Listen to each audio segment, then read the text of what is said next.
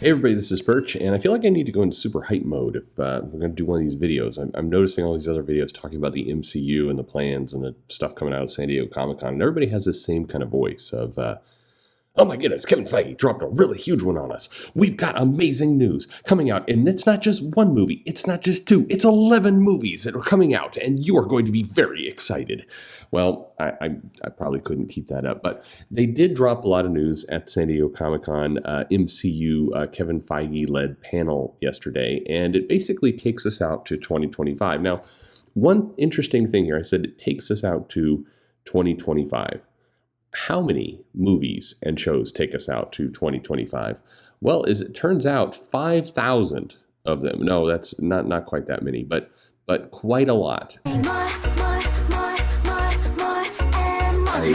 It's actually a staggering amount of films. If you're counting, we're going to very quickly go through it. So we have this year, coming out at the end of this year, Wakanda Forever. Okay, then you've got Quantumania, Ant-Man and the Wasp, Secret Invasion, Guardians of the Galaxy Volume 3, Echo, Loki Season 2, The Marvels, Blade, Ironheart, Agatha, Daredevil Born Again, Captain America, the New World Order, Thunderbolts, and then you have 11 movies beyond that, and we're going to get to all of it, including 2 Avengers movies and the Fantastic Four. So how many films are we talking about here? 24, I think. Wait, is that right? I think 24 shows and series and things between now and the finish line in 3 years. So that's a crazy part. When you used to see these charts, it'd take us out further now. We're talking about the end of 2025. So you're talking about 3 years from now. Just let that sink in for a moment. So let's go through everything. We're putting a bunch of logos on the screen here. We'll have the timelines there. Yes, they're going to show up when I'm not talking about them. Some people get really peculiar about that. Like, you're talking about Secret Invasion, but the image that's showing up on the video is Echo. It's like, okay, well, look, if you've signed on to this video channel at this point and you haven't gotten a program with the quality of the editing, then I don't know what to tell you. But anyway, there are a lot of films here. I think going to the biggest news, so working back forward, it was officially announced that Phase 4, Phase 5, and Phase 6 are going to be named the Multiverse Saga. So that maybe explains why we're doing so much with the multiverse. But basically, this era, starting from beginning of COVID to the end of 2025, is the Multiverse Saga. And of course, to cap all that off are 2 Avengers films. So we have Avengers, the Kang Dynasty, coming out in May of 2025, followed by Avengers Secret Wars coming out in November of 2025. And it feels like another one of those cliffhanger, movie that leads to another movie, I would assume.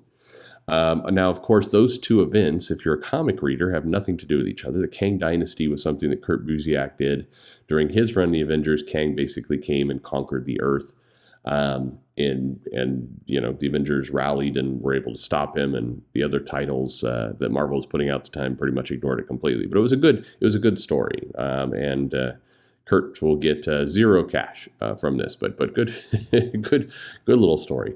And then Avengers Secret Wars, of course, we've had a few. So there was the original one in the 80s, which is the Beyonder took both heroes and villains to a mashed together battle world and made them fight for reasons. And then there was a more recent Jonathan Hickman version, which was the multiverse was collapsing, and Doctor Doom basically created a battle world, and people weren't set up to fight, but they had to figure a way out of it. It feels pretty likely to me that Avengers Secret Wars is going to be more the Hickman version than the original. I think not only do we not have all the characters introduced and everything else, but that's it. They're going to copy that one. So those are 2 pretty big films that tie into each other. Nothing was announced in terms of some of the returning stars that have retired from the MCU. But if we're really doing multiversal shenanigans, you have to assume that they're going to write some kind of check for a briefest cameos with Robert Downey Jr. or Chris Evans or somebody. They've got to wander in at some point. But who knows? If they really want to do it clever, they introduced the Fantastic Four, before all this. So the Fantastic Four is currently scheduled coming out in 2024, and they haven't announced the casting. Of course, we've seen Reed Richards, but they should cast Chris Evans again as the Human Torch and just have him play both roles and just not acknowledge it. I'm just kidding. That's a bad idea. But anyway, we are finally getting our Fantastic Four movie in 2024. We had that date already. I think D23 is likely for them to announce the cast. But the more peculiar thing, I think, with all this is that they've got basically a ton of movies starting in fall of 2024. They've got 2 films or Disney Plus shows announced there, 2 for winter, 2 for spring of 2025, and 2 for summer of 2025. So basically, they have, if you're counting 8 unannounced films that are coming out starting, basically 2 years from now, fall of 2024. Definitely some of these are going to be sequels. I think, Eternals 2 probably sits in there somewhere. They did announce they were doing that. I think a Young Avengers series on Disney Plus is a lock. They haven't announced Deadpool 3. That's probably one of those. Doctor Strange 3 is going to be in there, undoubtedly. Don't know what they would do with Sony, but some Spider-Man 4 as well. And The Mutants is coming at some point. But I think The Mutants is probably post Secret Wars. I have to believe that that's how they kind of feed them in through there, but we'll see. In terms of things we know more about, and that's maybe more the fun part, I guess. They showed a lot. Now they did show a trailer for Wakanda Forever. That is basically Black Panther 2. T'Challa is dead, of course, in this movie, and just sadly, the passing of Chadwick Boseman has led to that out. There's a big controversy around should they have recast him, and watching the trailer, it feels like they should have. I'm joining that crew, and I say that from the standpoint of you had somebody who tragically passed away in real life, and it feels like the movie is kind of taking advantage of that to some point, but I don't know. This is going to be one of those you decide. It's your preference, and I'm sure there'll be some people there's definitely some people salty on Twitter about this, and as you could see by how they were super salty that Shuri decided not to get the vaccine and demanded that she be removed from the movie, and she was featured very prominently in the trailer and is likely will be the next Black Panther. They show a brief shot of a Black Panther at the end of the trailer featuring someone's butt. Looks like it's her butt. But it clearly looks that Disney decided to give zero fucks about what Twitter had to say. And so I'm sure they will again. But that's in November. We get Wakanda Forever. And this will also introduce Riri Williams, Dominique Thorne, and of course Tenoch Huerta as Namor. I'm not loving any aspect of what they're doing with Namor. I don't know. I'll of course watch it with open eyes, but anyway, open heart, open mind. I don't know. One of those. Other films as we go. So Fantastic Four is mentioned in November of 2024, and then they're also we're getting. We got a brief shot of Chukwudi Iwaji, who came into the presentation dressed up as a high evolutionary. Now, granted, these costumes always look a little sillier when they're in the hall and not, but it looked weird. Looked weird to me. I'm not loving what that looked like. It looked strange, but. Anyway, okay. We got, so again, backing through a little bit more news, Guardians of the Galaxy, which is coming out here fairly, in as part of this Phase 5. It will be James Gunn's last entry into the universe. He is done after this. He's being very, very clear about that. Now, we are getting an I Am Groot series on Disney Plus. But Dave Bautista, who plays Drax, has also been very upfront about this is the end for him. He's done after this, and so that's it. It's this is the end. They said this is coming out May of next year in 2023.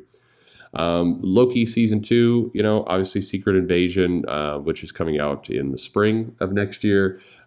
Secret Invasion will feature Samuel Jackson. Maria Hill is back and promises some things we won't expect. The other Disney Plus series, Echo and Ironheart. Ironheart, of course, will be appearing after her appearance in Wakanda Forever.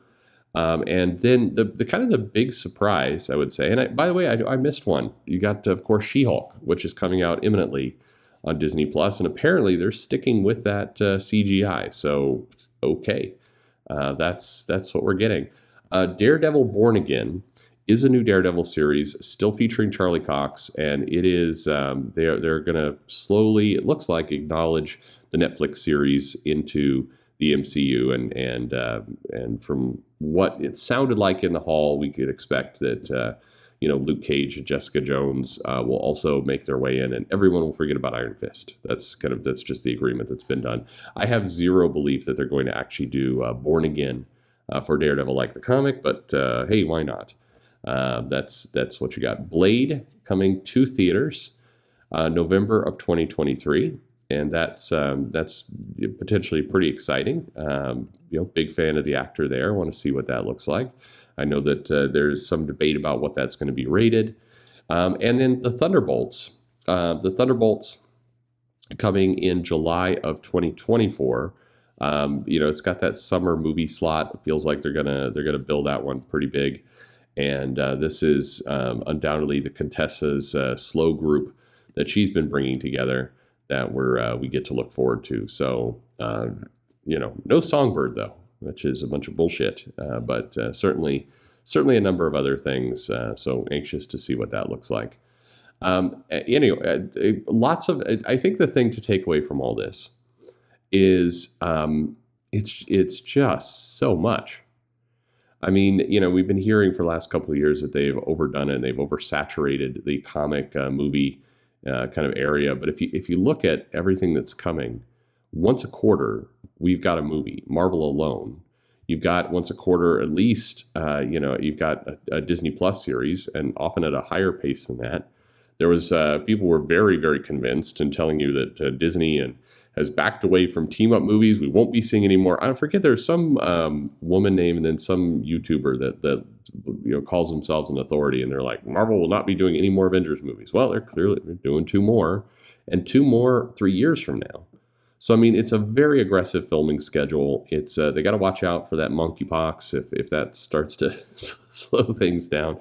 But anyway, it's an absurd amount of content for Marvel alone. So, if anyone was out there believing, hey, we're coming to the end of this, they've broken us, no, that's not what that is not what Marvel thinks. So you've got plenty more. Now, if you're a fan, if you're loving all this, it is definitely your time. And I think the takeaway here is you got to look at this entire slate of movies and go, all right, I'm going to focus on the ones that I care about, and I'm going to not, it's like, it's Marvel's publishing strategy. It's like, I don't need to buy all 80 of them. I can just buy the ones I want. Anyway, pretty crazy. So let me know what you're interested in watching. What's coming up for you in the comments below. Like and subscribe, of course. And thanks for listening.